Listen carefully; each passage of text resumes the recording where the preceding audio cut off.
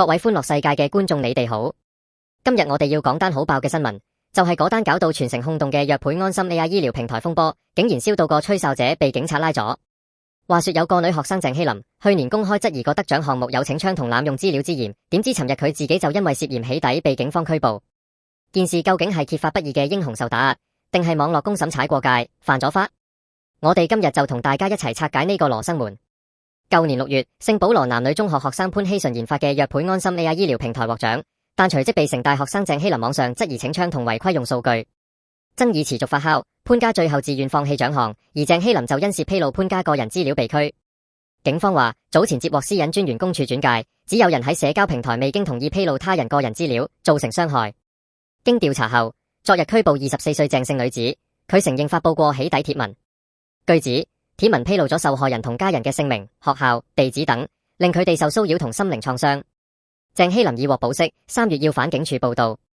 好，大家坐穩，我哋慢慢嚟傾。呢單嘢真係好似一出戲，有揭弊，有網絡公審，有私隱，有法律，仲有兩邊支持者嘅罵戰。首先，我哋要搞清楚個核心。鄭希琳一開始出聲質疑藥倍安心，有冇道理？其實社會大眾對學術誠信、比賽公平性有疑問，絕對正常，尤其涉及 AI 同醫療數據，謹慎啲係好事。如果真係有證據顯示項目唔清唔楚，通過正當渠道反映，甚至揾傳媒報道，本來係負責任嘅行為。但問題係，件事點解會搞到有人被起底？據警方同報道，鄭希琳被指喺舊年6月到10月期間，聯同其他網民喺 Threads、FB、IG 等平台發佈潘希純同家人嘅個人資料，包括住址、學校、工作、家庭相等等。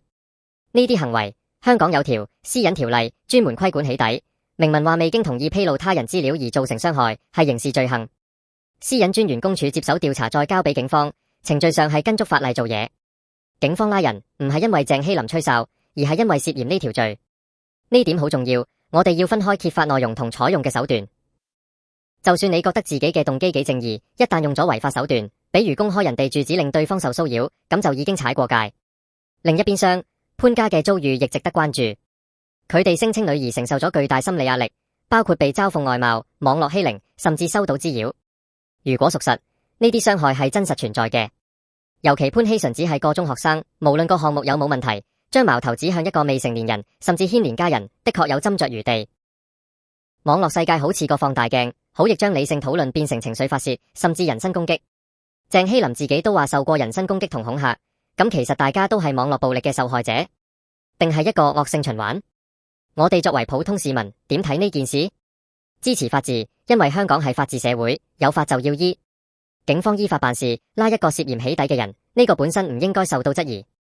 唔通因為佢係吹哨者就有特權？咁樣法治就會崩潰。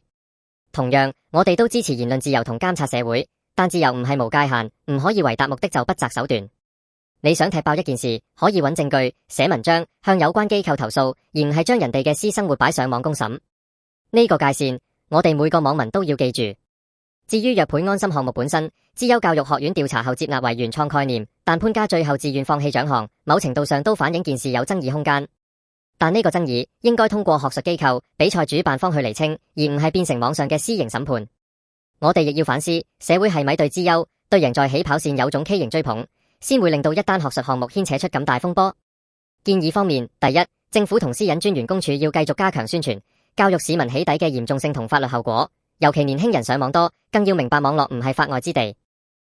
第二，學校同家長要教導下一代點樣理性討論、批判思考，就算有不同意見，都要保持尊重，唔好動不動就人身攻擊。第三，對於學術比賽同創新項目，主辦機構應該有更透明、嚴謹嘅審查機制，避免瓜田李下，減少公眾疑慮。最後，我哋每個網民都要自律，喺轉發、評論之前停一停，諗一諗，你嘅一句說話可能會對人造成好大傷害。總括呢單嘢，其實係一個慘痛教訓，本來可以係一場關於學術誠信嘅有益討論，最後卻演變成涉嫌違法同互相傷害。我哋要捍衛揭弊嘅勇氣，但同時必須堅守法律同道德底線。香港社會需要理性同包容，而唔係更多嘅撕裂同對立。所以話，網絡世界真係雙刃劍。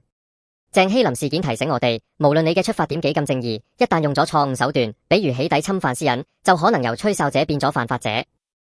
我哋支持依法辦事。警方嘅行動係維護法治，同時社會亦要創造空間，讓不同意見可以理性交鋒，而唔係淪為網絡欺凌。希望今次事件令大家反思點樣喺自由同責任之間取得平衡，共建更健康嘅網絡同現實環境。多謝大家收睇今集《歡樂世界》。呢單虐配安心風波真係峰回路轉，我哋都要從中學習。記住啦，鍾意我哋嘅節目就快啲訂閱、點讚、分享出去，留言話俾我哋知你點睇今次事件。